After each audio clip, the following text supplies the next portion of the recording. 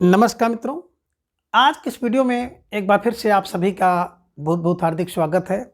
हम आशा करते हैं कि आप सभी स्वस्थ होंगे, मस्त होंगे और पूरी तरह से अपनी तैयारी में व्यस्त होंगे। तो मित्रों, आज के इस वीडियो में हम पूरे भारत में प्रसिद्ध एक बहुत महत्वपूर्ण पुस्तक है यूथ कंपटीशन टाइम्स, जहां से सभी प्रकार की परीक्षा में पूछे गए महत्वपूर्ण प्रश्नों का अध्यायवार संकलन है। तो उस पुस्तक से संबंधित लगभग 13,015 प्रश्नों को हम लोग विस्तृत रूप से जानेंगे और इसके साथ ही इन्हें ट्रिक की सहायता से याद करने का भी प्रयास करेंगे। तो हम आशा करते हैं कि ये जो सीरीज है आप सबको बेहद पसंद आएगी, इसलिए हम आप सबसे भी आग्रह करते हैं कि आप सब आज से आप लोग यूथ कंपटीशन टाइम्स बुक की सीरीज से जुड़िए और अपनी तैयारी को जांचिए, परखिए, मजबूत करिए, जो कि सभी प्रकार के परीक्षा TGT, PGT, LT grade, GIC, GDC, assistant professor, DSSP, KBS, NBS, RPSC, school lecturer, college lecturer, set, diet, UGC net, JRF आदि सभी परीक्षाओं के लिए बहुत महत्वपूर्ण है। तो हिंदी विषय से जितने भी कंपटीशन देने वाले हमारे भाई बहन मित्र हैं वो सब जुड़ जाएं और आज से ही हमारे साथ जुड़ करके अपनी तैयारी को जांचें, परखें, मजबूत करें। हिंदी 126 सेट अध्यायवार साल पेपर्स, बिल्कुल 13,015 वस्तुनिष्ठ प्रश्न आप देख सकते हैं। तो आज की इस प्रश्नोत्तरी का पहला प्रश्न आपके स्क्रीन पर आ गया है और बहुत ही महत्वपूर्ण प्रश्न है, जिसमें आप देख रहे हैं कि हिंदी साहित्य इतिहास ग्रंथ, नामकरण एवं काल विभाजन संबंधित प्रश्न होगा, जिनमें पहला प्रश्न आप देख पा रहे हैं कि इतिवृत्त और आलोचना का समवेत रूप होने से वह इतिहास आज भी प्रकाश स्तंभ बना हुआ है। यह कथन जिस इतिहास की ओर संकेत किया गया है उसके लेखक हैं आचार्य रामचंद्र शुक्ल, गारसादा तासी, मिश्र बंधु या जॉर्ज गियर्सन। तो धीरे धीरे ढेर सारे भाई बहनों का जवाब आ गया। अक्सर विकल्प ए को लॉक किया जाए। विकल्प ए आचार्य Ramchandra Shukla is right answer. मित्रों, बात करें आचार्य रामचंद्र शुक्ल जी ने हिंदी साहित्य का इतिहास लिखा था, जिसे उन्होंने हिंदी शब्दसागर की भूमिका के रूप में हिंदी साहित्य का विकास शीर्षक से लिखा था। उस इतिहास की तरफ संकेत किया गया है। ठीक है, चलिए अब प्रश्न संख्या 2, हिंदी साहित्य के इतिहास में आदिकाल के लिए आधार काल नाम किसने दिया? ये डॉक्टर राम शंकर शुक्ल रसाल, बी डॉक्टर श्याम सुंदर दास, सी चंद्र शर्मा गुलेरी या फिर विकल्प डी डॉक्टर मोहन अवस्थी। तो ढेर सारे भाई बहनों का जवाब आ गया कि doctor Mohan Awasthi is right answer, बिल्कुल सही जवाब। कैसे इसे दिमाग में बैठाएंगे? तो देखिए, जो आदिकाल को आधार काल कौन कह सकता है? मोहन अवस्थी। आपने देखा होगा ना कि एक आधार आस आवन की तनमन बिथा सही, जो गोपिकाएं थी ना, मोहन के आने के एक ही आधार पर तन और मन की जितनी बिथा थी सबको सहती हैं। ध्यान में रख लीजिएगा। तो डॉक्टर मोहन अवस्थी आधार काल मोहन अवस्थी ध्यान में रख लीजिएगा। ठीक है, चलिए प्रश्न संख्या, इसकी बात करें थोड़ा सा यहाँ पे देख लीजिएगा। आदिकाल के जो नामकरण करता है 4 गियर्सन, तो 4 सन होते हैं, सन फॉर गियर्सन। आरंभ करते हैं मिश्र बंधु, तो मिश्र बंधु। बीज वपन काल, बीज महावीर है, मैंने भी आपको बताया था महावीर प्रसाद द्विवेदी को। वीर गाथा किसकी है? रामचंद्र शुक्ल की वीर गाथा है। सिद्ध और सामंत तो राहुल है, राहुल संकृतान ने कहा है। और वीर काल, वीर हैं विश्व के नाथ, तो विश्वनाथ ने कहा है। और संधि और चारण काल राम कुमार वर्मा। मैंने आपको बताया था कि अश्वमेघ यज्ञ में वो घोड़ा छोड़ा गया था और राम के कुमार यानी कि लव कुश ने कहा कि संधि करो या रण करो। संधि चारण काल राम कुमार वर्मा, ये ध्यान में रख लीजिएगा। और आदिकाल जब गिनती आप करते हैं 1 2 3 4 5 6 आदि हजार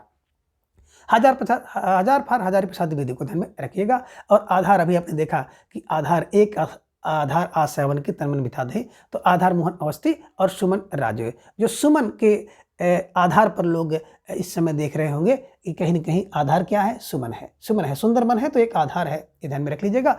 और जयकाल रमाशंकर शुक्ल रसाल, जय शंकर जयकाल, तो ये ध्यान में रख लीजिएगा कि आदि काल के नामकरण करने वाले प्रमुख प्रस्तुता हैं। निश्चित रूप से यहाँ से आपकी परीक्षा में प्रश्न पूछा जाता है, तो इसे आप लोग बिल्कुल रट्टा लगा लीजिए, जैसे भी आप रट्टा लगा सके। प्रश्न संख्या 3, रामचंद्र शुक्ल का साहित्य इतिहास ग्रंथ हिंदी साहित्य का इतिहास नागरिक पंचायत सभा से प्रकाशित हिंदी शब्दसागर की भूमिका में किस शीर्षक से लिखा गया था? बिल्कुल संकेत हिंदी शब्दसागर की भूमिका में लिखा गया ना, तो किस शीर्षक से लिखा गया था? ये हिंदी साहित्य की भूमिका, बी हिंदी साहित्य की परंपरा, सी हिंदी साहित्य का अतीत या डी है हिंदी साहित्य का विकास। तो विकल्प डी हिंदी साहित्य का विकास इज राइट आंसर। बिल्कुल सही जवाब है कि हिंदी साहित्य के सपसागर की भूमिका के रूप में आचार्य रामचंद्र शुक्ल जी ने जो इतिहास लिखा था उसका शीर्षक था हिंदी साहित्य का विकास। बाद में इसी को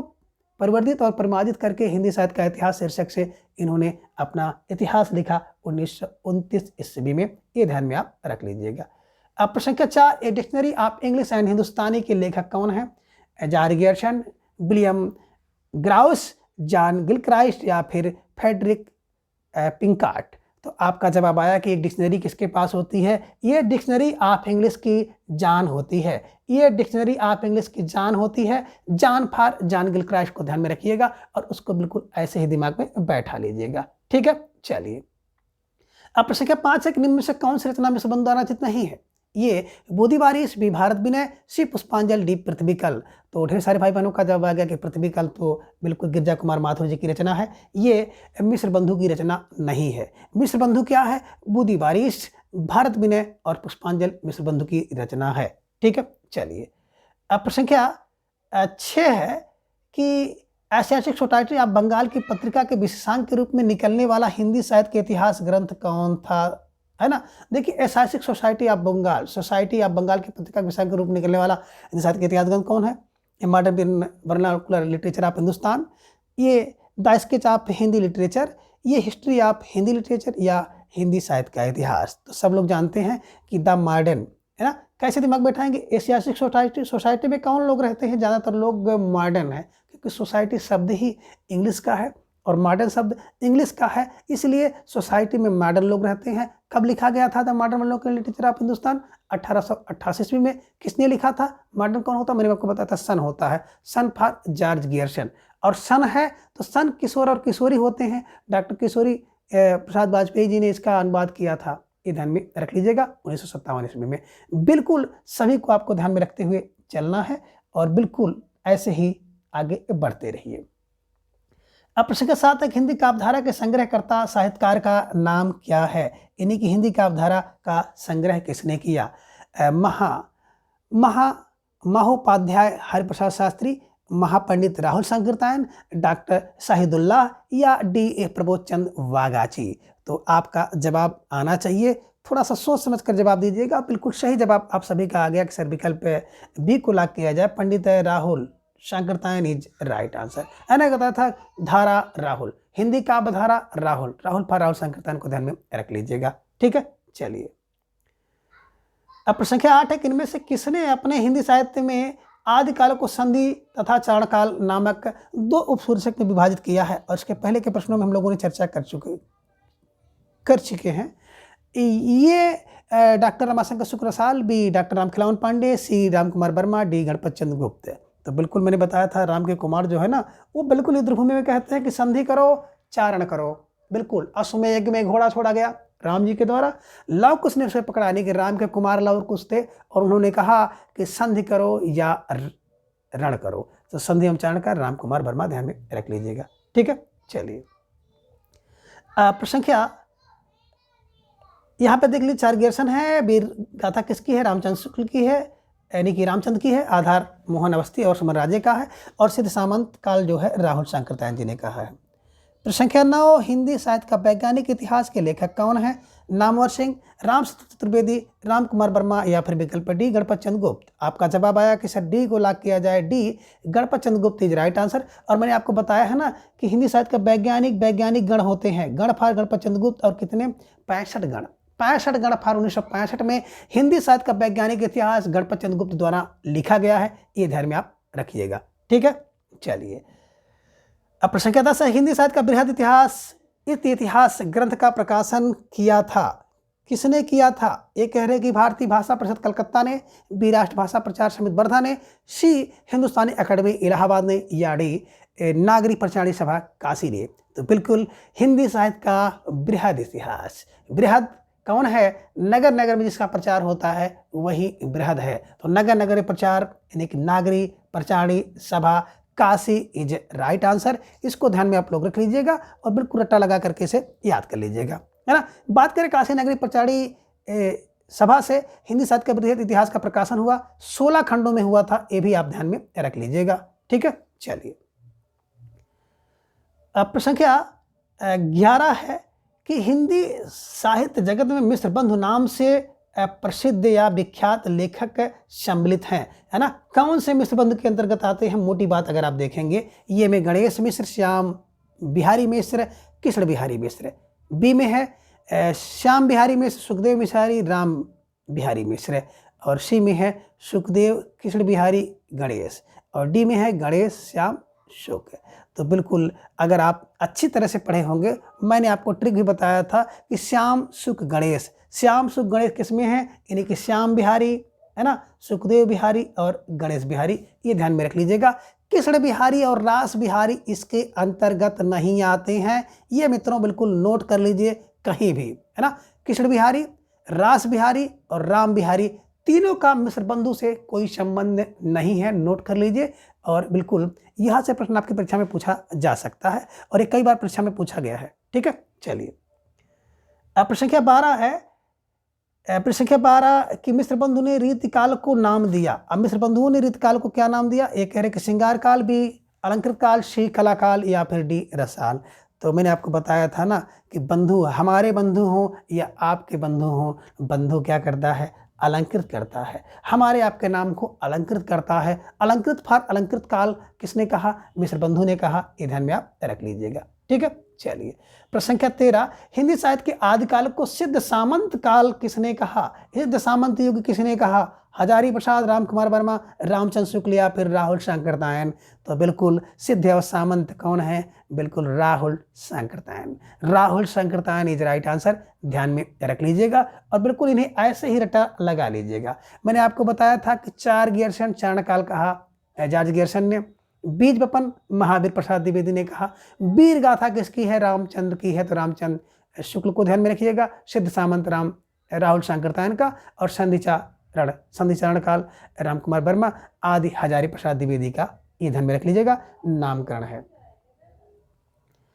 अब प्रश्न संख्या हम लोग चलते हैं 14 पर, हिंदी साहित्य और संवेदना का विकास किसकी रचना है? ये डॉक्टर स्वरूप चतुर्वेदी, बी डॉक्टर श्याम सुंदर दास, सी है डॉक्टर नागेंद्र, डी है रामविलास शर्मा। तो हिंदी साहित्य और संवेदना का विकास, हिंदी साहित्य और संवेदना का विकास राम का स्वरूप होता है। और कितना स्वरूप? 86 स्वरूप, 1986 ईस्वी में लिखा गया डॉक्टर राम स्वरूप चतुर्वेदी द्वारा। मैंने आपको बताया है ना कि हिंदी साहित्य और संवेदना राम का स्वरूप माने डॉक्टर राम स्वरूप को ध्यान में रख लीजिएगा, ठीक है। चलिए, प्रश्न संख्या 15 आपकी स्क्रीन पर आ गया। यह प्रश्न है कि नागरिक प्रचार सभा द्वारा प्रकाशित हिंदी साहित्य का बृहद इतिहास के प्रथम भाग का शीर्षक है?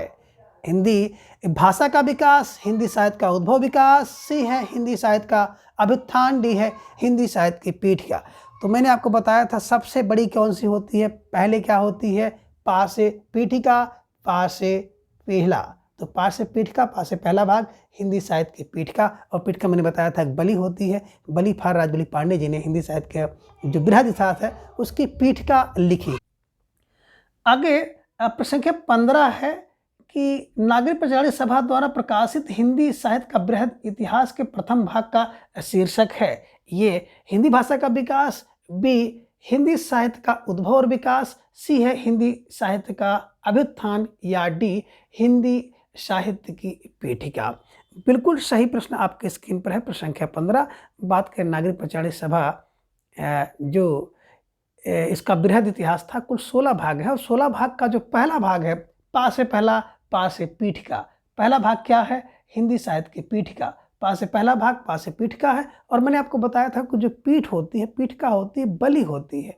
बलि फार राजबली पांडे को ध्यान में रख लीजिएगा, जिन्होंने हिंदी साहित्य की पीठिका लिखा है ना। हिंदी साहित्य का बृहद इतिहास जिसके 16 भाग हैं, ठीक है। चलिए, प्रश्न संख्या 16 है, असंगत विकल्प चुनिए। यह है कि हिंदी साहित्य का दूसरा इतिहास डॉक्टर बच्चन सिंह ने लिखा है, यह संगत है, या फिर भी हिंदी साहित्य 20वीं शताब्दी बाबू श्याम सुंदर दास का है, यह संगत है, सी हिंदी साहित्य का इतिहास लक्ष्मी सागर वासड़े का है, यह संगत है, या डी हिंदी साहित्य का आलोचनात्मक इतिहास राम कुमार वर्मा का है, ये असंगत है। तो आप सबका जवाब भी आ गया कि विकल्प बी है ना सही जवाब होगा। बिल्कुल सही जवाब है। हिंदी साहित्य 20वीं शताब्दी की बात करते हैं ना, तो हिंदी साहित्य में 20वीं शताब्दी तक नंद को दुलार मिलता है। नंद को दुलार 20वीं शताब्दी, यानी कि 20वीं शताब्दी बात करें हिंदी साहित्य का 20वीं शताब्दी 1942 में लिखा गया है। किसके द्वारा? आचार्य नंद दुलारे वाजपेयी द्वारा लिखा गया, ये ध्यान में रख लीजिएगा, ठीक है ना। तो हिंदी साहित्य में 20वीं शताब्दी तक किसका? बोले 20वीं शताब्दी तक नंद को दुलार मिलता है, तो नंद को दुलार यानी कि नंद दुलारे वाजपेयी का है। बाकी हिंदी साहित्य का दूसरा इतिहास बच्चे लिखेंगे, हमारे आपके बच्चे, और उल्टे सीधे 96 में लिखा गया है। हिंदी साहित्य का इतिहास की बात करते हैं, लक्ष्मी सागर बासड़े ने लिखा है। गासा तासी का जो इतिहास था, इस्तवार दाला हिंदुस्तानी, उसी का अनुवाद इन्होंने किया है। और डी है हिंदी साहित्य का आलोचनात्मक इतिहास, रामकुमार वर्मा, है ना। तो आलोचना किसकी होती है? रामकुमार वर्मा की होती है। कितनी होती? 38 होती है। 38 फरवरी 1938 में लिखा गया ये ग्रंथ है, ये भी आप ध्यान में रख लीजिएगा, ठीक। चलिए, अब प्रश्न संख्या 17 है कि काल प्रवृत्ति का निर्णय प्राप्त ग्रंथों की संख्या द्वारा नहीं निर्णित हो सकता, बल्कि उस काल की मुख्य प्रेरणादायक वस्तु के आधार पर ही हो सकता है। यह कथन किसका है ना? काल प्रवृत्ति का निर्णय प्राप्त ग्रंथों की संख्या द्वारा नहीं निर्णित हो सकता है, बल्कि उस काल की मुख्य प्रेरणादायक वस्तु के आधार पर हो सकता है। ये Ramchandra Shukla, B Hazari Prasad Dwivedi, C doctor Nagendra, D Ramkumar Verma. तो प्रश्न संख्या 17 का आप सभी ने जवाब बहुत तेजी के साथ दे दिया कि सर विकल्प बी को लॉक किया जाए। विकल्प B Hazari Prasad Dwivedi is right answer, है ना। देखिए, कह रहे काल प्रवृत्ति का निर्णय 1000 ग्रंथों की संख्या द्वारा नहीं निर्णित होता है, बल्कि किसके? प्रेरणादायक वस्तु के आधार पर होगा। हजारी प्रसाद द्विवेदी को ध्यान में बैठाना है कि काल प्रवृत्ति का निर्णय 1000 ग्रंथों की संख्या द्वारा, है ना। जहां पे देखिएगा ग्रंथों की संख्या, वहां पे 1000 जोड़ दीजिएगा, हजारी प्रसाद द्विवेदी को बैठा लीजिएगा, ठीक है। चलिए, प्रश्न संख्या 18, कौन सा विवरण सही नहीं है? अब आपको जवाब देना है कौन सा विवरण सही नहीं है। ये कह रहे गासा तासी ने अपने इतिहास ग्रंथ में कवियों को कालक्रम के अनुसार प्रस्तुत किया है। बी कह रहे कि शिव सिंह सरोज में लगभग 1000 कवियों का जीवन चरित्र उनके कविताओं के उदाहरण सहित प्रस्तुत किया गया। सी है कि जॉर्ज गियर्सन के इतिहास ग्रंथ का हिंदी अनुवाद हिंदी साहित्य का प्रथम इतिहास शीर्षक से प्रकाशित हुआ है। और डी है कि जॉर्ज गियर्सन ने कवियों और लेखकों को कालक्रम के अनुसार वर्गीकृत किया है। तो प्रश्न संख्या 18 के हिसाब से कौन सा विवरण सही नहीं है, कौन सा असत्य है? तो ढेर सारे भाई बहनों का जवाब आगे सर विकल्प को लॉक किया जाए। गासा तासी ने अपने इतिहास ग्रंथ में कवियों का कालक्रम के अनुसार नहीं, बल्कि बड़ा अनुक्रम के अनुसार इन्होंने लिखा है, ये ध्यान में रख लीजिएगा और बिल्कुल इसी को छाप दीजिएगा, ठीक है। चलिए, बात करें गासा तासी ने, तो हिंदी साहित्य का सबसे पहला इतिहास लिखने का प्रयास गासा तासी ने किया। हिंदी साहित्य का सूत्रपात, हिंदी साहित्य के इतिहास लिखने का सूत्रपात गासा तासी ने किया।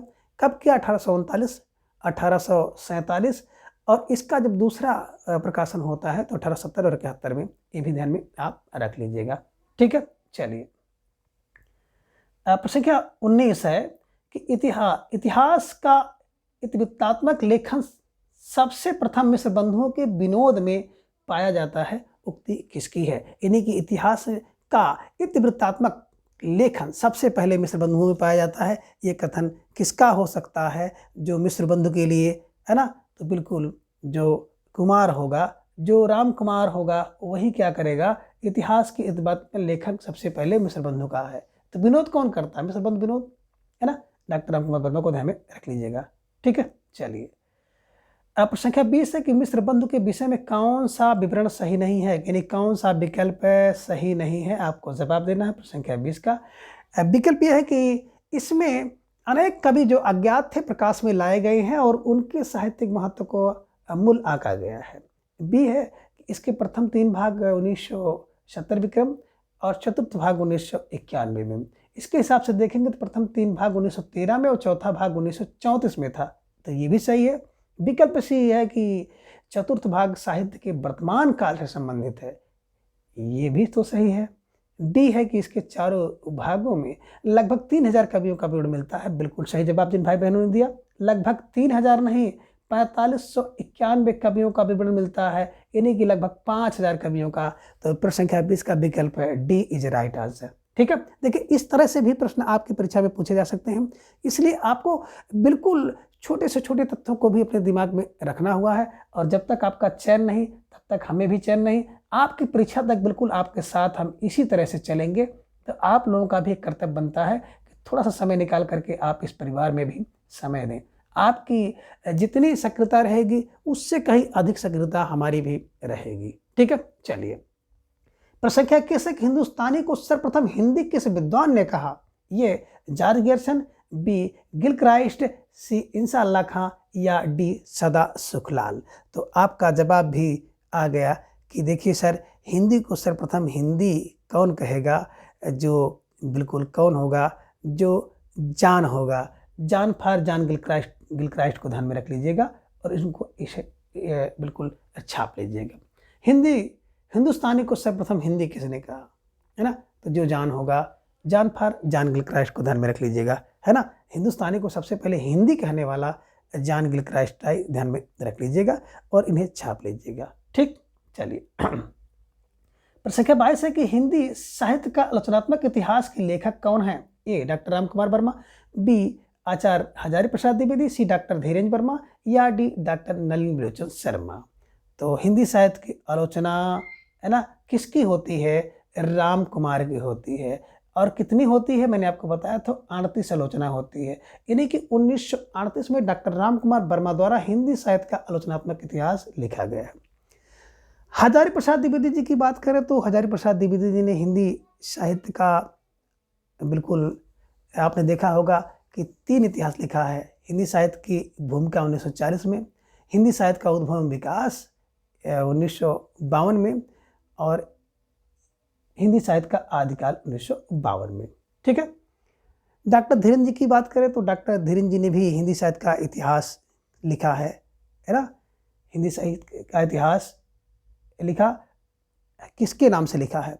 डॉक्टर धीरेन्द्र ने। तो ये आपको ध्यान में रखना होगा। और बात करें विकल्प डी, डॉक्टर नलिनी विलोचन शर्मा ने तो हिंदी साहित्य का इतिहास दर्शन शीर्षक से इन्होंने अपना इतिहास लिखा है। ये आप ध्यान में रख लीजिएगा और बिल्कुल इसको ऐसे ही कंठस्थ कर लीजिएगा। ठीक है, चलिए। प्रश्न संख्या 23 है।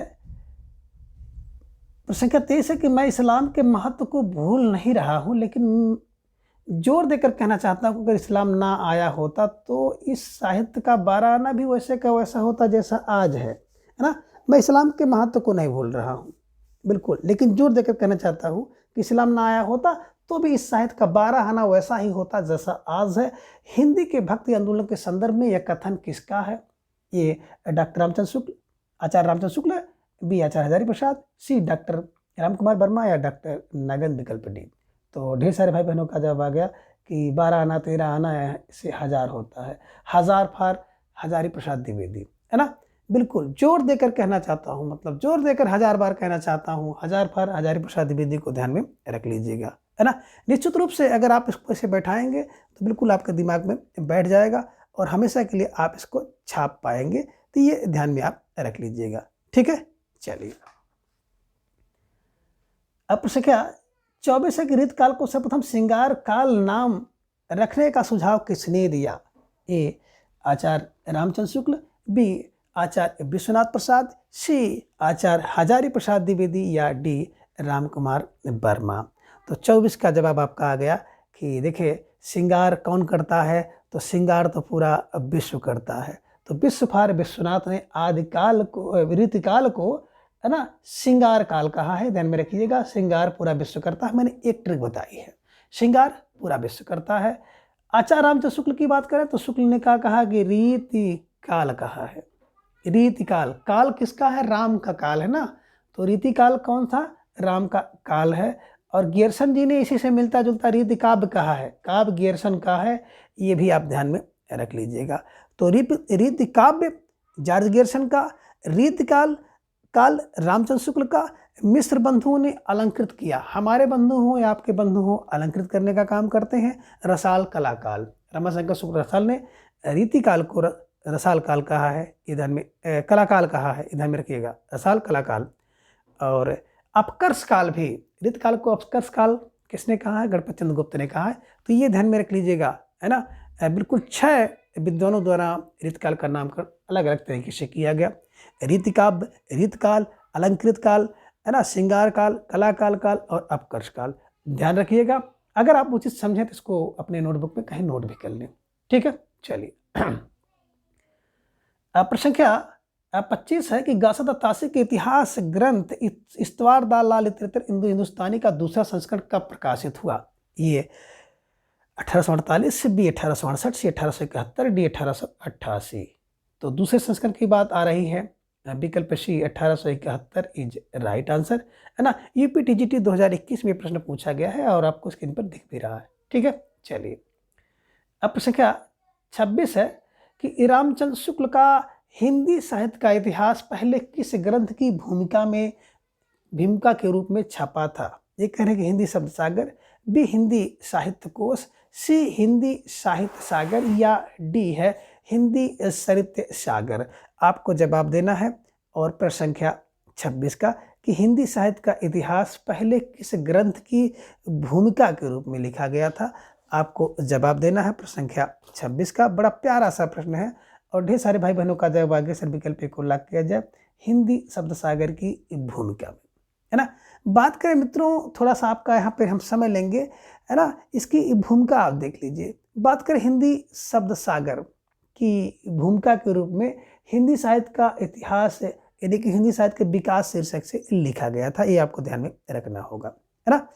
सबसे पहले बात करें तो आपने देखा होगा कि 5 फरवरी 1916 ईस्वी में नागरिक पंचायत सभा के लिए जो है श्याम सुंदर दास, रामचंद्र वर्मा और रामचंद्र शुक्ल जी को हिंदी शब्द सागर के नाम से हिंदी शब्दकोश तैयार करने की जिम्मेदारी सौंपी गई थी और ये 3 विद्वानों ने 1927 ईस्वी में पूर्ण कर लिया था। इसी हिंदी शब्द सागर के 10 खंड थे जिसकी भूमिका आचार्य रामचंद्र शुक्ल जी ने 1928 में लिखा था और हिंदी साहित्य के विकास शीर्षक से लिखा था। उसी हिंदी साहित्य विकास शीर्षक को परिवर्धित एवं परिमार्जित करके 1929 ईस्वी में हिंदी साहित्य के इतिहास शीर्षक से लिखा है। तो ये ध्यान में रखिएगा। अब प्रश्न आपका यहाँ से बन रहा था कि इसकी तो हिंदी शब्द सागर, है ना, हिंदी शब्द सागर के लिए हिंदी शब्दकोश तैयार करने का कार्य किया गया था। ये ध्यान में रख लीजिएगा। ठीक है, चलिए। प्रश्न संख्या यहाँ पे कुछ प्रश्न देख लीजिए। तज़किरा सुराई किसकी है? तज़किरा सुराई तो मौलवी की होती है। भाषा का आपका संग्रह कौन? महेश करते हैं। हिंदी साहित्य की भूमिका 1000 होती है, 1000 पर हजारी प्रसाद की। और कितनी? बोले 40,000 होती है। हिंदी साहित्य का उद्भव और विकास 52,000 होता है, 52 पर 52 में, और 1000 पर हजारी प्रसाद द्विवेदी का है। और हिंदी साहित्य का आदिकाल 52,000, 52 पर 52 और 1000 पर हजारी प्रसाद द्विवेदी का है। और हिंदी साहित्य का वैज्ञानिक इतिहास तो वैज्ञानिक गण करते हैं, गण फर गणपत चंद्र गुप्त का है।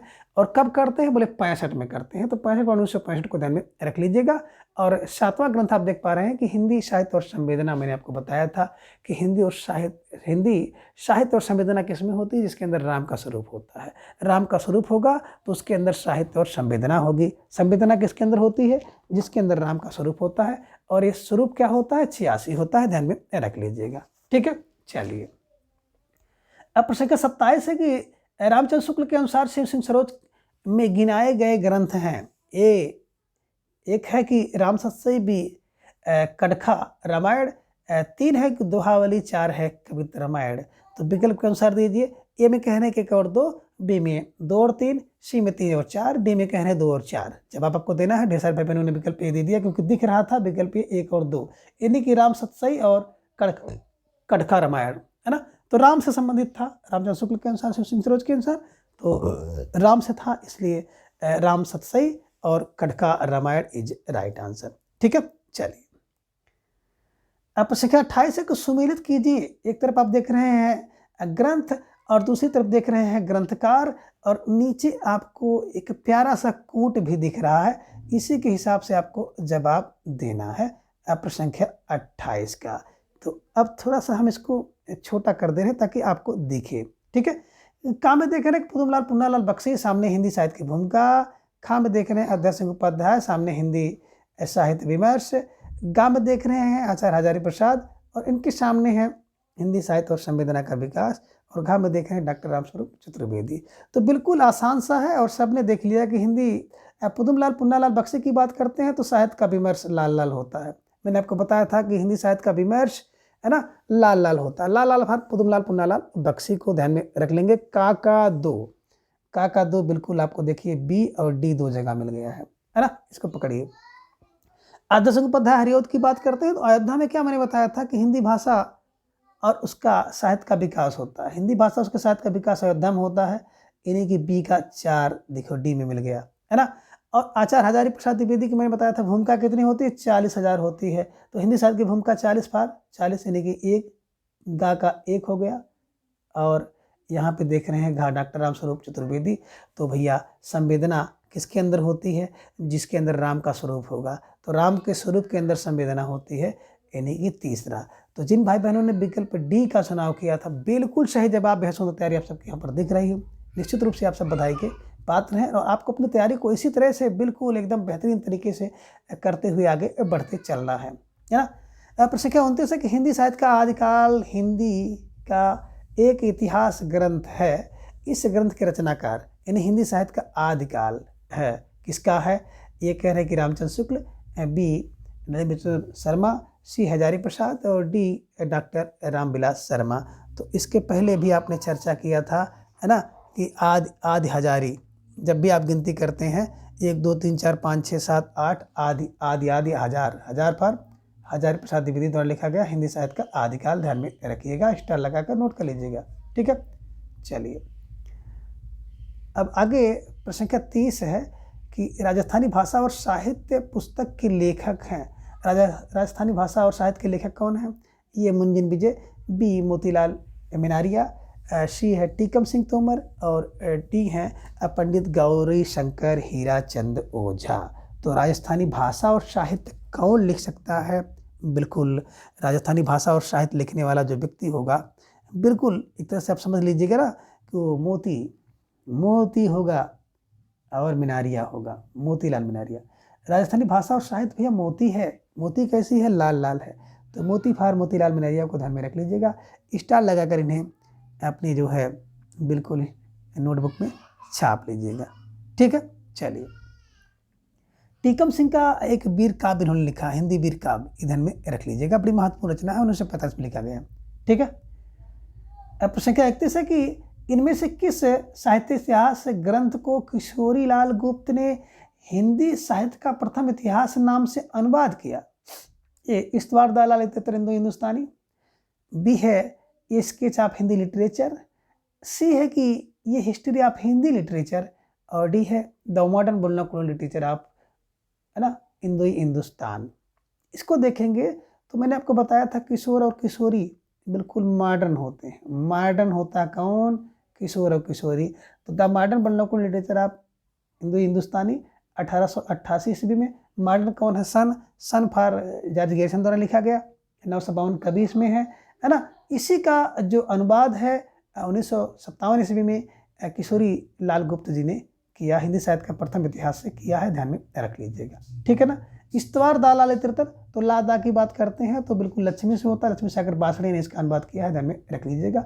स्केच किसका होता मैंने बताया था ना, गिब्स का है, गिब्स। और हिस्ट्री EP के फ्रैंक का है, ध्यान में रख लीजिएगा, ठीक है। चलिए प्रश्न संख्या 32 है कि आचार्य रामचंद्र शुक्ल ने रीतकाल का समय माना है। रीतकाल का समय क्या माना है, तो यहाँ से एक प्रश्न आपको परीक्षा में देखने को मिल सकता है, चाहे रीतकाल का समय पूछ ले, चाहे आपको भक्ति काल का समय पूछ ले, चाहे आदिकाल का समय पूछ ले। यानी कि आचार्य रामचंद्र शुक्ल के अनुसार जो समय है, समय काल विभाजन है, उसको तो बिल्कुल आप लोग रट ही ले, ठीक है। ये कह रहे हैं कि 1600 विक्रम संवत से 1800 विक्रम संवत, बी 1700 से 1900 विक्रम संवत, सी 1500 से 1750 विक्रम संवत, या डी 1600 से 1850। तो बिल्कुल 1700 से 1900 Vikram Samvat is right answer. इसे ध्यान में आप रख लीजिएगा। बात करें जो है कि कालखंड विभाजन में आदिकाल जिसे वीरगाथा काल कहा है 1050 से 1375 इसका समय बताया है। पूर्व मध्यकाल यानी कि भक्तिपाल 1375 से 1700, उत्तर मध्यकाल यानी कि रीतकाल 1700 से 1900 विक्रम संवत, और आधुनिक काल यानी गद्यकाल 1900 से 1984 विक्रम संवत तक माना है आचार्य रामचंद्र शुक्ल ने। प्रश्न 33 है कि निम्नलिखित में से किसने हिंदी साहित्य का इतिहास नहीं लिखा है। डॉक्टर राम कुमार वर्मा, या फिर B doctor Hazari Prasad Dwivedi, C doctor Nagendra, या डी डॉक्टर लक्ष्मी सागर बासड़े। तो बिल्कुल डॉक्टर नागेंद्र जी का विकल्प C is right answer. Doctor Nagendra ji ने जो है हिंदी साहित्य का इतिहास नहीं लिखा, बल्कि उन्होंने संपादन किया है, ये ध्यान में आप रखिएगा। राम कुमार वर्मा जी की बात करते हैं तो हिंदी साहित्य का आलोचनात्मक इतिहास इन्होंने लिखा। हजारी प्रसाद द्विवेदी जी की बात करते हैं हिंदी साहित्य का आदिकाल, हिंदी साहित्य का उद्भव विकास, हिंदी साहित्य की भूमिका, ये सब हजारी प्रसाद द्विवेदी ने लिखा। और डॉक्टर लक्ष्मी सागर बासरे जी का आपने देखा है कि हिंदी साहित्य का इतिहास शीर्षक से इन्होंने अनुवाद किया है। किसका अनुवाद किया? गासदातासी का। ये ध्यान में आप रख लीजिएगा, ठीक है। चलिए आगे प्रश्न संख्या 34 है। किस इतिहास लेखक ने अपने इतिहास ग्रंथ में लगभग 5000 कवियों का विवरण दिया है? ये मिश्र बंधु, बी शिव सिंह सिंगर, सी आचार्य Ramchandra Shukla, D sir George Gierson. तो सही जवाब है मिश्र बंधु विनोद की बात करते हैं। 4591 कवियों का विवरण उन्होंने दिया है, ये ध्यान में आप रख लीजिएगा। बहुत महत्वपूर्ण प्रश्न है ना। और बात करते हैं मिश्र बंधु विनोद की, तो इसके प्रथम 3 भाग 1913 में पूर्ण हो चुके थे, चौथा भाग 1934 में था, ये ध्यान में आप रख लीजिएगा, ठीक है। चलिए प्रश्न संख्या 35 है कि आचार्य रामचंद्र शुक्ल के इतिहास ग्रंथ में कालों के नामकरण का आधार क्या था? इन्हीं की जो काल का नामकरण किया था किस आधार पर किया था? ये कह रहे हैं पूर्व परंपरा, बी युग प्रवृत्ति, सी प्रमुख ग्रंथ, डी इनमें से कोई नहीं। तो ढेर सारे भाई बहनों ने जवाब दे दिया कि विकल्प बी युग प्रवृत्ति इज राइट आंसर, है ना। जो काल का विभाजन इन्होंने किया, उसका नामकरण किया, नामकरण का मुख्य आधार था युग प्रवृत्ति इज राइट आंसर, विकल्प बी। प्रश्न संख्या 36 है कि इतिहास लेखन की सबसे विकसित पद्धति कौन सी है? ये विधेयवादी, बी वर्णानुक्रम पद्धति, सी कालानुक्रमण पद्धति, या डी समाजशास्त्री। तो ढेर सारे भाई बहनों का जवाब आ गया कि सर विकल्प ए को लॉक किया जाए, विधेयवादी पद्धति इज राइट आंसर, है ना। जो इतिहास लेखन की है, इतिहास लेखन की सबसे विकसित पद्धति है विधेयवादी, ये ध्यान में रख लीजिएगा, है ना। और आचार्य रामचंद्र शुक्ल इस पद्धति का अनुसरण करके अपना इतिहास इन्होंने लिखा है ना। बात करें विधेयवादी पद्धति को, तो एक फ्रेंच विद्वान जिनका नाम था तेन, इन्होंने इसे सिद्धांत के रूप में व्यवस्थित किया था, ठीक है। चलिए प्रश्न संख्या 37 है कि हिंदी साहित्य का इतिहास दर्शन नामक ग्रंथ के लेखक हैं। A Vijendra Snatak, B doctor Neelbhushan Sharma, C doctor Namvar Singh, D doctor Vinay Mohan. तो देखिए हिंदी साहित्य का इतिहास दर्शन किससे होता है? विलोचन से होता है। तो विलोचन फॉर डॉक्टर नलिनी विलोचन शर्मा को ध्यान में रखिएगा, स्टार लगा करने रख लीजिएगा, ठीक है। प्रश्न संख्या 38 है कि हिंदी साहित्य की भूमिका के लेखक कौन है? और देखिए इस प्रश्न की चर्चा कई बार हो चुकी है कि हिंदी साहित्य की भूमिका 1-2 नहीं है बल्कि 1000 है। और कितनी है? 40,000 है ना। तो ये दूधनाथ, बी रामदरस, सी रामविलास शर्मा, डी में से कोई नहीं। तो 38 का जवाब आपको मिल गया कि इनमें से हिंदी भारतीय साहित्य, सॉरी इसमें भारतीय साहित्य की भूमिका पूछ रहा है, हिंदी साहित्य नहीं बल्कि भारतीय साहित्य की भूमिका के लेखक पूछा है। ये दूधनाथ, बी रामदरस, सी रामविलास शर्मा, डी उपयुक्त में से कोई नहीं। तो बिल्कुल सही है, विकल्प सी है ना। भारतीय साहित्य की भूमिका के लेखक है रामविलास शर्मा और हिंदी साहित्य की भूमिका के लेखक हजारी प्रसाद है। ध्यान में रख लीजिएगा, मिलती जुलती रचना है और कन्फ्यूज करती है, ठीक है। चलिए प्रश्न संख्या 39 है कि इनमें से किस साहित्य इतिहासकार ने अपने इतिहास ग्रंथ में हिंदी गद्य साहित्य को गद्य का आविर्भाव, गद्य का प्रवर्तन, गद्य का प्रसार, गद्य की वर्तमान गति नामक खंडों में विभक्त किया? A doctor Bachchan, B doctor Shiv Singh Sengar, C Ramchandra Shukla, D Ramashankar Shukla Rasal. तो देखिए इस प्रकार की विद्वतापूर्ण बात अपने ग्रंथ में कौन कर सकता है? आप सब समझ गए, विकल्प सी यानी कि Ramchandra Shukla is right answer, है ना। इतनी विद्वतापूर्वक बातें कोई और नहीं कर सकता है, Ramchandra Shukla is right answer. अब प्रश्न संख्या 40 है कि हिंदी साहित्य के उत्तर काल को मध्यकाल, उत्तर मध्यकाल को कला काल नाम के देने वाले, इन्हीं उत्तर मध्यकाल, पूर्व मध्यकाल को भक्ति काल, उत्तर मध्यकाल को रीतिकाल, रीतकाल को कला काल नाम किसने दिया है? अभी चर्चा हो चुकी है ना। ये मिश्र बंधु, बी रमाशंकर शुक्ल रसाल, सी विश्वनाथ, डी रामचंद्र शुक्ल। तो रसाल कलाकाल, इन्हीं की रमाशंकर शुक्ल रसाल ने कलाकाल कहा है रीतिकाल को, इन्हीं की उत्तर मध्यकाल को। मिश्र बंधु हमारे बंधु हैं, आपके बंधु अलंकृत करते हैं, तो अलंकृत काल कहा मिश्र बंधु ने। पूरा विश्व श्रृंगार करता है तो श्रृंगार काल कहा है उत्तर मध्यकाल यानी रीतकाल को विश्वनाथ ने, और रामचंद्र शुक्ल ने कहा है रीतिकाल, है ना। गियर्सन ने कहा रीत काव्य, और अपकर्ष काल कहा है गणपत चंद्र गुप्त ने। तो सब देखिए और बैठाते हुए आगे चलिए। प्रश्न संख्या 41, the modern vernacular literature of Hindustan के लेखक कौन हैं? ये जॉर्ज गेरसन, बी गार्थादा तासी, सी शिव सेंगर, डी सुखदेव बिहारी मिश्र। तो मॉडर्न कौन है, मैंने आपको बताया था, मॉडर्न सन है और किशोर किशोरी हैं। तो सन फॉर गेरसन, किशोरी किशोरीलाल गोस्वामी, ध्यान में रख लीजिएगा, इसका अनुवाद उन्होंने किया है। ठीक है, तो the modern bundle of literature आपके हिंदुस्तान का किसने किया, जॉर्ज गियर्सन महोदय ने किया, 1888 ईस्वी में किया है, 952 कवियों का वर्णन इसमें किया है। और इसका अनुवाद डॉक्टर किशोरीलाल गुप्त ने द मॉडर्न वर्ल्ड लिटरेचर का हिंदी साहित्य का प्रथम इतिहास शीर्षक से 1957 ईस्वी में किया है। ये भी आप ध्यान में रख लीजिएगा। ठीक है, चलिए अब संख्या 42 है कि हिंदी साहित्य के इतिहास लेखन परंपरा का सूत्रपात किसने किया, यानी शुरुआत किसने की है, इसकी चर्चा हम लोग पूर्व में भी कर चुके हैं। ये आचार्य रामचंद्र शुक्ल, बी गार्थादा तासी, C George गेरसन, D Shiv Sengar. तो बिल्कुल सूत्रपात कौन कर सकता है, गार्थादा तासी ने हिंदी साहित्य का इतिहास लिखने की परंपरा का शुरुआत किया, फ्रेंच भाषा में किया है, ये भी ध्यान में आप रख लीजिएगा। ठीक है, चलिए अब प्रश्न 43 के हिंदी साहित्य के उत्तर मध्यकाल को अलंकृत काल कहने वाले विद्वान कौन हैं। उत्तर मध्यकाल यानी कि रीत काल को अलंकृत किसने कहा, मिश्र बंधु रामचंद्र शुक्ल, ऐसी विश्वनाथ प्रसाद, नागेंद्र। तो बिल्कुल अलंकृत कौन करता है, हमारे हो बंधु या आपके बंधु हो, बंधु पार मिश्र बंधु ने जो उत्तर मध्यकाल यानी रीत काल को अलंकृत काल कहा है। रामचंद्र शुक्ल ने अलंकृत काल उत्तर मध्यकाल को रीत काल कहा है। विश्वनाथ ने श्रृंगार काल कहा है, इधर में रख लीजिएगा। ठीक है, चलिए अब प्रश्न 44 के हिंदी साहित्य का आरंभ 693 ईस्वी से मानने वाले इतिहासकार इनमें से कौन है। ए रामचंद्र शुक्ल, बी हजारी प्रसाद द्विवेदी, सी राम कुमार वर्मा, डी डॉक्टर नागेंद्र। तो बिल्कुल सही जवाब आप सबका आ गया निशाने पर कि विचार विकल्प सी को लॉक किया जाए। विकल्प C doctor Ram Kumar Verma is right answer, है ना। इन्होंने हिंदी साहित्य का प्रारंभ 693 से लेकर के 1693 ईस्वी तक का माना है। यानी कि बात करें तो संधि काल से लेकर के भक्ति काल तक की अवधि को ही इन्होंने अपने इतिहास में लिखा है। ठीक है, चलिए प्रश्न 45 हिंदी साहित्य का उत्तर मध्यकाल को रीतकाल किस विद्वान ने कहा। ये लीजिए, यानी कि इससे तो बिल्कुल प्रश्नों की झड़ी लग गई है, ढेर सारे प्रश्न यहाँ से पूछे गए हैं। इसलिए मित्रों इस प्रश्न को तो बिल्कुल आप लोग रट ही डालिए, है ना। देखिए रीतकाल किसने कहा उत्तर मध्यकाल को, तो रीतकाल आचार्य रामचंद्र शुक्ल, विश्वबंधु, पंडित विश्वनाथ या शिव सेंगर। तो बिल्कुल मैंने कहा रकुल रीति सदा चली आई, प्राण जाए पर बचन जाई। रीतकाल रामचंद्र शुक्ल ने कहा, रीत काव्य जॉर्ज गियर्सन ने कहा है, श्रृंगार विश्वनाथ प्रसाद मिश्र ने कहा है, कलाकाल रमाशंकर शुक्ल रसाल ने कहा है, इधर में रख लीजिएगा। अब कर्षकाल किसने कहा है, तो बिल्कुल गणपत चंद्र गुप्त ने, ये ध्यान में आपको रखना होगा। ठीक है, चलिए प्रश्न संख्या 46 के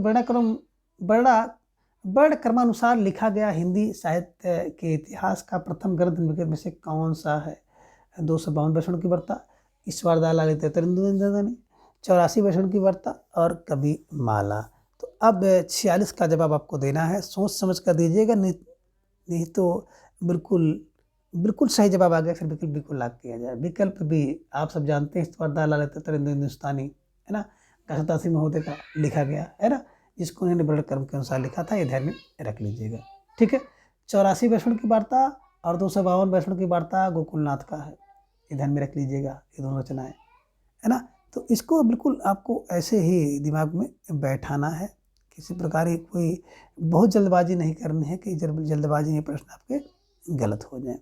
ठीक है, चलिए प्रश्न क्या 47 है कि डॉक्टर गणपत चंद्र गुप्त के अनुसार हिंदी साहित्य के इतिहास का पुनर्लेखन किस दृष्टिकोण के अनुसार किया जाना चाहिए। ये कह रहे हैं कि पाश्चात्य इतिहास को आधार मानकर, बी पश्चिम के किसी सिद्धांत विशेष के आधार पर, सी स्वतंत्र तटस्थ एवं संतुलित दृष्टि से, और डी है किसी आदर्श का अनुसरण करके। तो 47 का जवाब आ गया।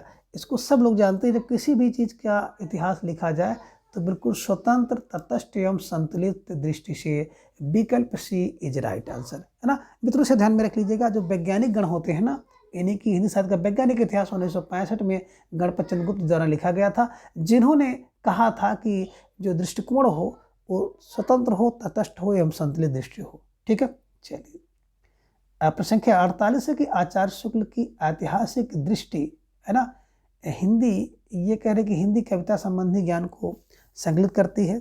बी कह रहे युग की परिस्थितियों को प्रमुखता प्रदान करती है। सी है परंपरा का महत्व प्रतिष्ठित करती है। और डी है आर्थिक परिस्थितियों के संदर्भ में साहित्य की विकास प्रक्रिया को स्पष्ट करती है। तो प्रश्न संख्या 48 का जवाब भी आ गया कि सर विकल्प बी को लॉक किया जाए, युग की परिस्थितियों को प्रमुखता प्रदान करती है। विकल्प बी इज राइट आंसर।